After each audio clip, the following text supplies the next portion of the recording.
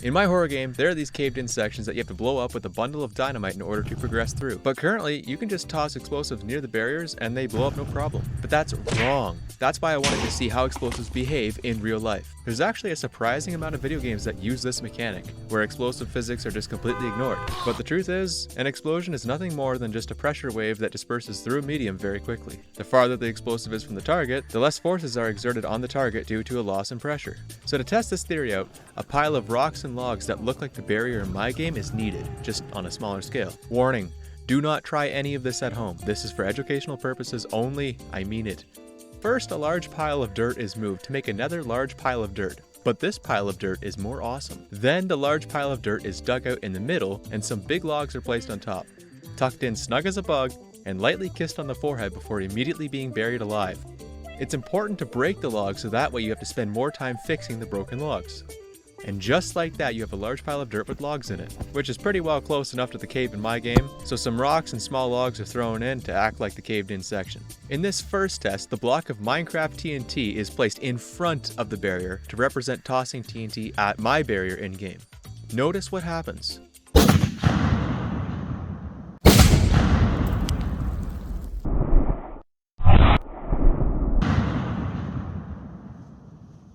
See how the barrier is still mostly intact? Well, that's because only a small portion of the shockwave actually affected the pile, whereas the rest of the energy was completely wasted. Now look what happens when the block of TNT is placed inside the barrier, as you can see here.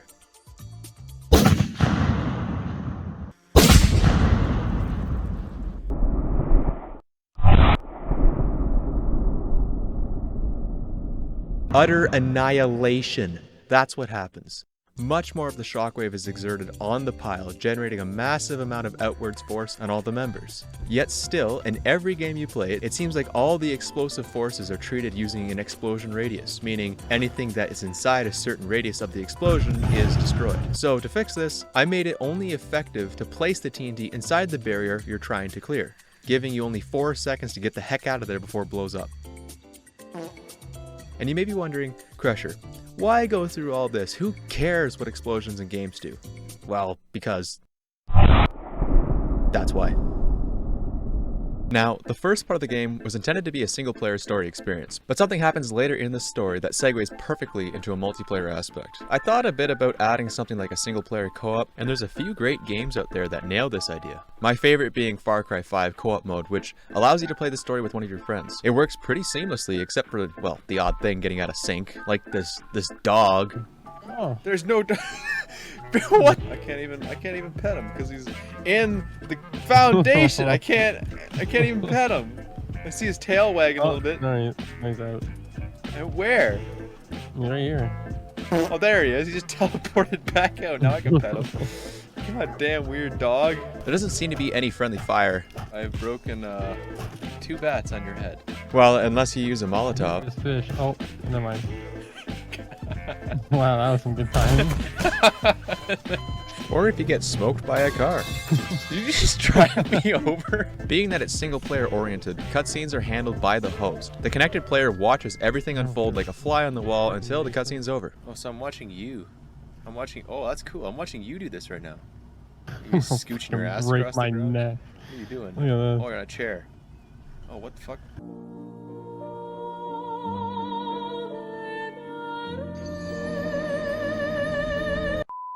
However, missions can be started by either person, which speeds things up quite a bit. I don't know what happened. Oh no, really? I know, really. Man, dude, there's like a wild RPG came through the window. Must have been a fucking bear. That must have been. And makes it feel like it's more of a group effort rather than just focusing on the host. Oh fuck, yeah. It's a hell of a lot of fun, and it definitely has its golden moments, like my dumbass thinking it was a good idea to blow up the girl at the end of this trucking mission. You fucking asshole. You dumb fucking bitch.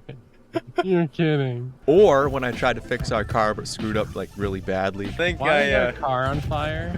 Oh, why is that car blown up? What are you talking about? Or when I thought it'd be a good idea to floor it into AA Ron while he was carrying the guy we were trying to save. Holy shit! Oh my god. Or 30 seconds later when I thought it'd be a good idea to open fire on the guy we saved right before the mission ended. But hey, Hindsight's 2020. Besides, it's shenanigans like this that make it more memorable. Another pretty good example of single-player co-op is The Forest, although it's a little different.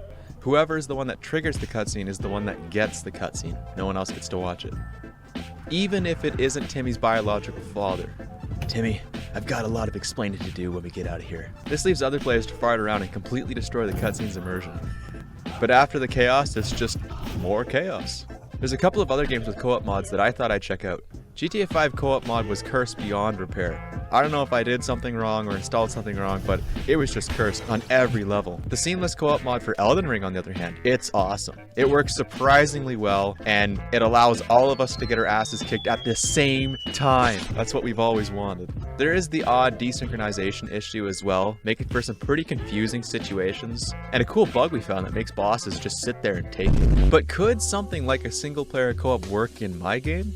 2 Sams? That would be horrifying. 1 Sam's buggy enough, but it sure as hell would be fun. I'm still a little undecided on this, but we'll definitely add a proper multiplayer experience to the game later on after launch. I have this planned, so don't worry about that. Speaking of Sam, I need to make some serious improvements to his movement, especially the flare gun. It's a little choppy and unreliable at the moment, and the blueprint graph is a giant mess. So I started making a blend space instead, which basically takes multiple poses at the limits of where he would aim, and then allows the engine to kind of blend between those poses at runtime, based on the direction you're looking, which looks like it isn't working, which I was kind of hoping it would. Okay, not sure what the heck I did there, but sure isn't right. At what point do you look at something and say, that's beyond messed up?